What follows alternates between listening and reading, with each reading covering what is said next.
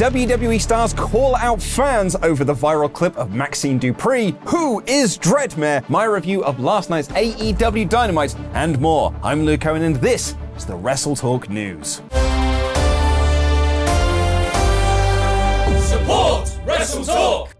The internet can be a cruel place, especially on social media, and this was shown in full force over the last couple of days as a clip of Maxine Dupree from a house show went viral on Twitter. In the clip, the crowd are booing her very, very loudly as she makes her way to the back following a match with Nia Jax, with one fan audibly yelling for her to leave and not come back. It has raised an interesting topic of discussion of where do we draw the line as fans in terms of reaction to wrestling that we perceive to be not very good versus being obviously mean to someone who's clearly trying to learn to get better. Some argue that WWE literally has a performance center for this sort of training, while others point out that A, wrestling in front of a crowd is the whole point of house shows, and B, you don't need to be a dick about things. It's also caused several wrestlers from within WWE to respond and call fans out for their behavior. Becky Lynch reposted an old tweet saying if she hadn't sworn off tag partners for life, Maxine Dupree would be her #1 choice, and Natalya posted a photo of the two of them together. Many other wrestlers have voiced their support and calling the fans out, including the current Women's World Champion Rhea Ripley, who tweeted, "I really wish that some of you get booed and ridiculed in the public eye while being new at your job. Learning and getting better is all a part of being human. Be better as humans." Jade Cargill, who recently debuted for WWE at the Royal Rumble, tweeted, "As someone who was from day one learning on the job and have had a target on her back, I'm happy seeing the positive support coming out of this." On an entirely unrelated note, be nice to each other in the comments. And speaking of our comments, I noticed yesterday a few people mentioning the YouTube channel Dreadmare, saying that it was a WWE channel designed to tease the return of Bo Dallas, Uncle Howdy, and the Wyatt Six faction, even claiming that Shawn Spears, who returned at NXT this week, was going to be a part of it. This is not the first time a channel like this has been talked about online. There was a different one shortly after Bray Wyatt was released by WWE, and they're thought to be official WWE channels because the videos are so well produced and contained verified WWE social links in the descriptions. Sean Rossap of Fightful has now taken to Twitter to clarify this situation, tweeting, "Dreadmare isn't a WWE thing, and that channel isn't Bo Dallas, affiliated with Bo Dallas, or their family." Very impressive videos, and clearly the person doing it has a lot of talent. However, they're capitalizing off the viral nature of the Bray Wyatt, Fiend, Uncle Howdy characters using AI voices. SRS notes that because Dreadmare is not delineating that they are a fan account, it is causing confusions, and reiterates they're not WWE related. WWE writer Rob Fee, who was brought in to work on Bray Wyatt storylines, has also asked fan accounts on Twitter to note that they are not related to the actual wrestlers. We'll have our review of AEW Dynamite shortly, but prior to that show airing, Tony Khan announced that the Meat Madness match was no longer taking place due to multiple wrestlers suffering from injuries. However, the 3 men already announced for that match are still in the newly announced All-Star Scramble match, which begs the question, well, who else was going to be in it? And it might tie into the report from PW Insider, who notes that nearly 20 wrestlers from CMLL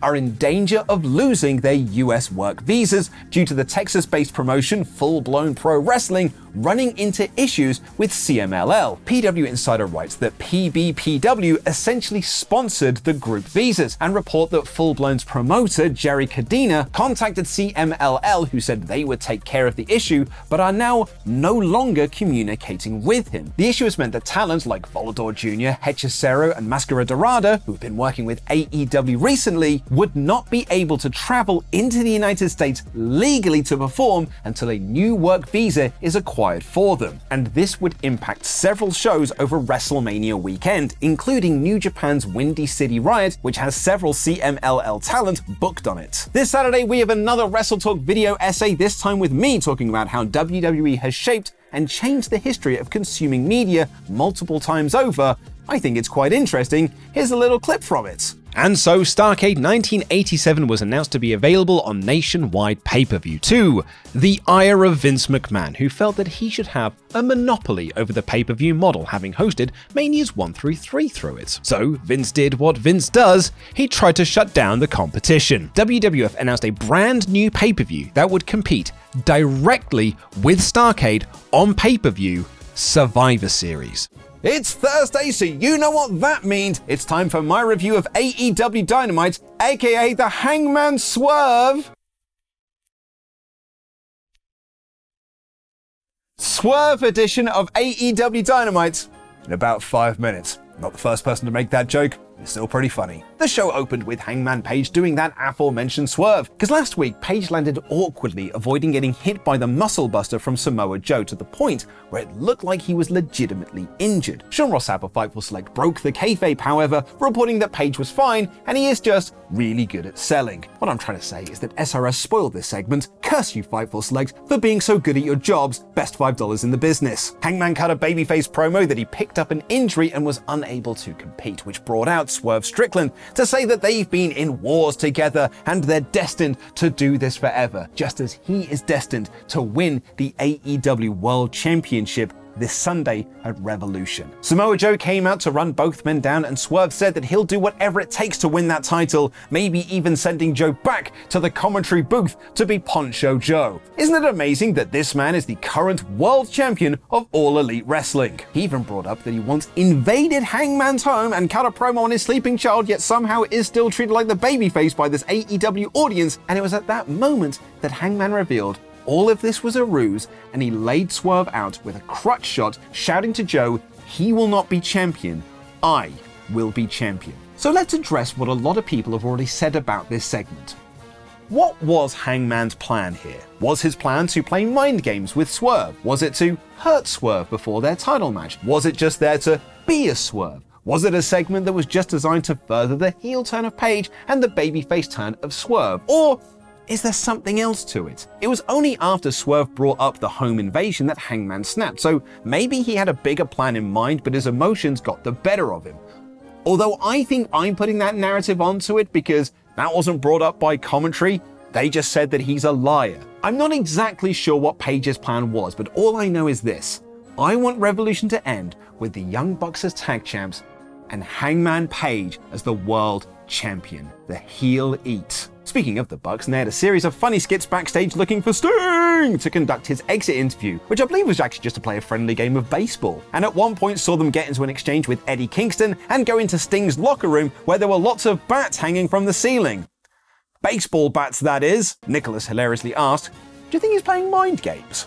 More on them later, because now it's time for a bunch of tough lads to beat the piss out of each other for 20 minutes. FTR teamed with Eddie Kingston to take on the Blackpool Combat Club in a wonderful trios match that really picked up in the final act when Kingston got the second hot tag. The first 2/3 were filled with the usual brawling and ad-break rest holds, but the final act was a terrific spectacle of big moves, chops, submissions, bigger chops, and even harder moves. Everyone hit big moves, and Danielson ducked the spinning back fist to hit the knee plus steppies and triangle choke to put Kingston out. A great final build for their title match this Sunday. We got a video promo to explain why it's significant that Chris Jericho is wrestling Atlantis Jr. Are you happy now, O'Shea Jackson? Which is because Jericho wrestled and teamed with Atlantis Sr. when he worked with CMLL in the 90s. Very cool. Speaking of very cool, and Will Ospreay is now officially All Elite, having finished up his duties with New Japan and is here to be full-time in AEW. It was kind of weird seeing Will Ospreay do an American wrestling TV segment, but I kind of dug it because he was just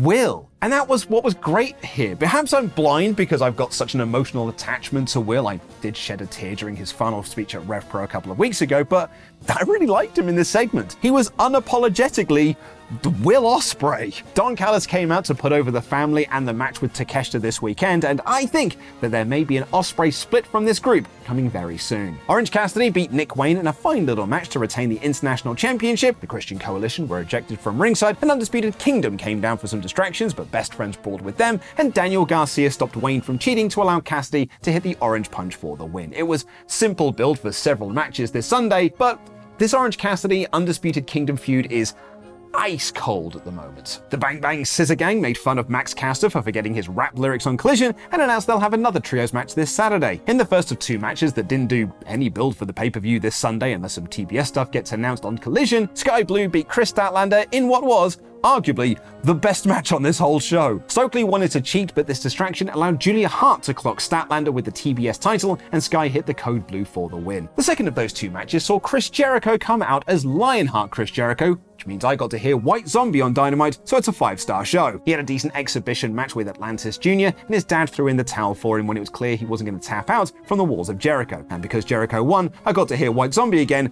a 10-star show. We got the Meat Madness match change announcement, and the main event saw the Young Bucks come out to find Sting on his final Dynamite. What they instead found was Darby hiding amongst fans in Sting masked, a real missed opportunity to not have one of them be Sting, a la that one time they did it in TNA. But that's because he was being saved for something much better. Ric Flair came out and turned on the Bucks, and after Matthew and Nicholas laid out both Flair and Darby, Sting descended from the rafters, and all of a sudden, I was a kid again. It's pandering, sure, but it's the best kind of pandering. The tag champs stood tall, and it was a wonderful way to close out the show, which was overall broadly fine. Good wrestling, good build, and some good teasers for things down the line post-Revolution. This week's Dynamite is 3 out of 5. To whet your whistles ahead of this weekend's latest WrestleTalk feature, check out Ollie Davis covering the fall of the McMahons by clicking the video on screen.